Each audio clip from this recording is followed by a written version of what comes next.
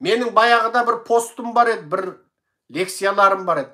Қандай орыс шовинист емес, қандай орыс импершіл емес, Украинада тұтқынға түскен орыс дейтінмін. Тек Украинада қолға түскен, тұтқын болған орыс қана шовинист емес, тек Украинада қолға түскен, тұтқын болған орыс қана импершіл емес. Осы сөзім бар еді. Енді мен қазір бұл сөзімді тағы өзгерткім келіп тұр. Қандай орыс шовинист емес, қандай орыс импершіл емес, өлген орыс қана. Тірі орыс Америкада 40 жыл өмір сүріп, Американың жақсылығын көріп, бала шағасын Америкада өсіріп, Американың еркін демократиясынан игіліктеніп отырып, 40 жыл өмір сүрген орыс ана жақта Путинді жақтап отыр. Совет кезі жақсы еді дейді әлгі шал. Ол кезде ұлттар тату тәтті болатын, бірін-бірі сыйлайтын, қазір өшпенділік орнады дейді. Ол өшпенділікті кім тудырып отыр? Әдейге шалды біраз сөйлеттім. Украиндарға соғыс ашуына қалай қарайсың дейді. Путинді ашық жақтай алмай отыр. Неге? Путинді ашық жақтаса, шал шошып отыр. Мынау азияттар, мынау қазақтар теуіп кетеме деп шошып отыр. Ондай қулық бар. Енді жаңағы шалың не дейді? Американың ақшасын украиндар сұрап қып жатыр. Американың Украинға берген ақшасын ұрдап, шетел асырып, парақорлар жеп жатыр дейді. Енді ол ана Украиндағы парақорлықты сындайды да Путин туралы айтпайды.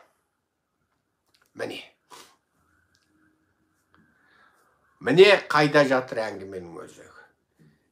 Енді осындай шовинист, импершіл, адамзатқа үлкен атом соғысының қаупін тудырып отырған Ресейді, Путинді жақтайтын Ердоған кім болады бізге? Кардаш па? Бауыр ма? Ойланайық. Көп адамдар пантүркизммен ауырады. Ердоған оларға жақсы сезіледі. Бекболатты, вахабистерді қанатының астына алып, қорғап-қорғаштап отырған Ердоған сүйікті көрінеді біреулерге. Панславянизм, панславизм қандай үлкен фашистік имперлік бағытқа апарса, әлде бір қазақтар ауыратын пантүркизмде сондай үлкен ауыр жағдайға апару мүмкін. Ертең Қарақалпақты қынадай қырған өзбек сарттар, Қарақалпақ бауырым, қарындасым, біз бір халықпыз деп, ертең сол ақсақ темір құсап, қазақтың даласына көз ашуы мүмкін. Неге?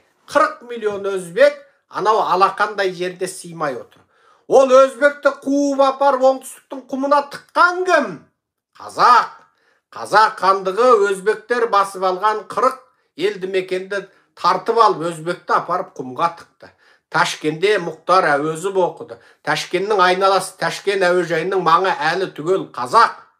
Сол өзбекке Совет кезінде Қарақалпақты қазақтан жұлып алып беріп қойды.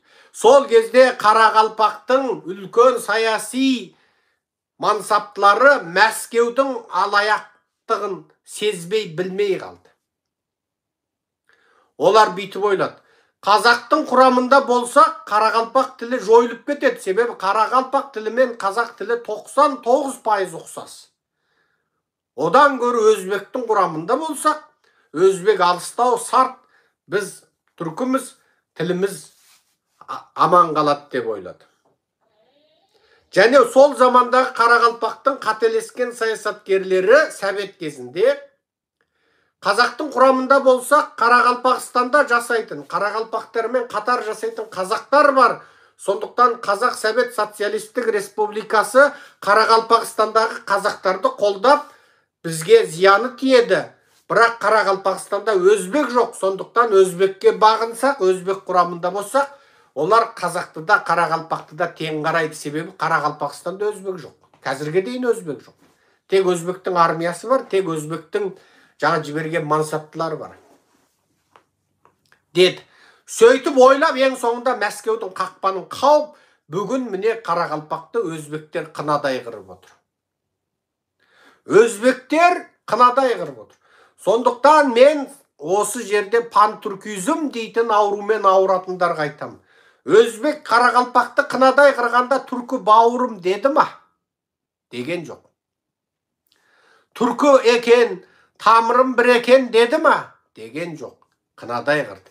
Өзбектің диктаторы Каримов Андижанда бейбіт халықты, қолында көк темірі жоқ халықты қынадай қырып тастағанда, сол Андижанды өзбегім екен, ұйғырым екен деді ма? Деген жоқ. Андижандағы сол бейбіт ереуілге шыққандардың ішінде өзбек те бар, ұйғыр да бар еді. Өзбек болып кеткен ұйғыр да бар еді. Қараған жоқ. Тасырлатып атып тастады. Андижан оқиғасын әлемге әшкерелеген адам кім? Ол біздің ата жұрттағы Қалман Қизатұлы Зұлқа немересі. Ол сол заманда үлкен халықаралық медиада журналист болып жұмыс істейді. Андижан оқиғасы кезінде сол видеоны түсірген Қалман, және оны жариялап жіберген Қалман. Және ол видеоны Қалман Өзбекстаннан кетпей тұрып, мен Өзбекстаннан кеткен соң жарияла дегенде мақұл дейді, бірақ Қалман жіберіп болғаннан Қалманның өлген тірілгеніне қарамай жариялай салған. Сол Андижан оқиғасын Қалманның түсірген видеосы жарияланып кеткеннен кейін Америка мен Өзбек арасы суып, Америка Өзбекті сен геноцид жасадың Андижанға деп сынап, Американың қысымынан қорыққан жаңағы өзбектің диктаторы кім еді?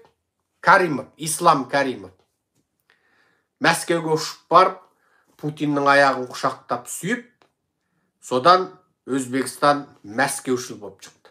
Оғанға дейін Америка Өзбекстанды орталық Азиядағы бірден бір ұлттық мемлекет, яғни орысы жоқ, орысы аз, орысының өзі өзбекше сөйлейтін бұл мемлекет біздің орталық Азиядағы орысқа қарсы базамыз болады деп үміт еткен.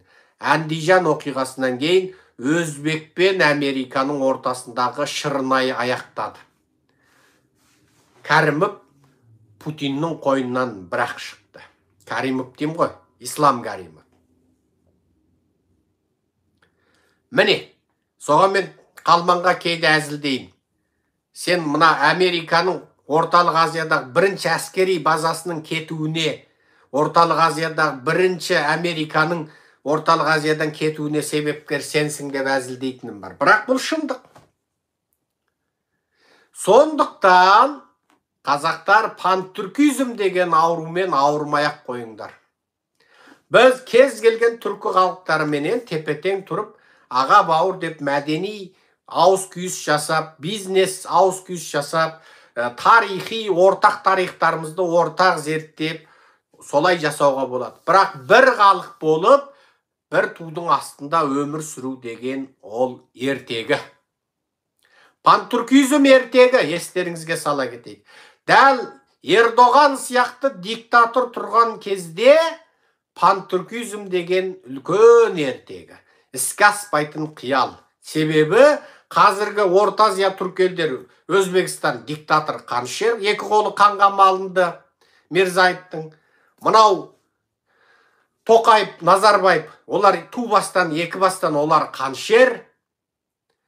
Енді барып олардың одағы өткенде бір клубтары құрылды. Мен оны диктаторлар клубы дейтінім содан. Демократия болған кезде ғана мемлекеттер бірмен бір тепе-тең жақсы өмір сүре алады. Демократия жоқ жерде бауырластықта, туыстықта бәрі бекер әңгіме. Мен осы туралы дүниедегі мемлекеттер дініне қарамай, тіліне қарамай, тегіне қарамай қалай жіктелетіндігі туралы соғыстың сұмдық сыры деген лекция сөйледім. Сол лекциямды тыңдасаңыздар жеткілікті. Ода мен ашалап жіліктеп түсіндіріп қойдым. Енді ары қарай мына Ердоғанның мәселесін қарастырайық. мәселесін майшаммен қарады деп қазақ айтатындай, Ердоғанның мәселесін біраз майшаммен қарайық. Бұл ұзын тұра еңкіш шал не білген ойы бар?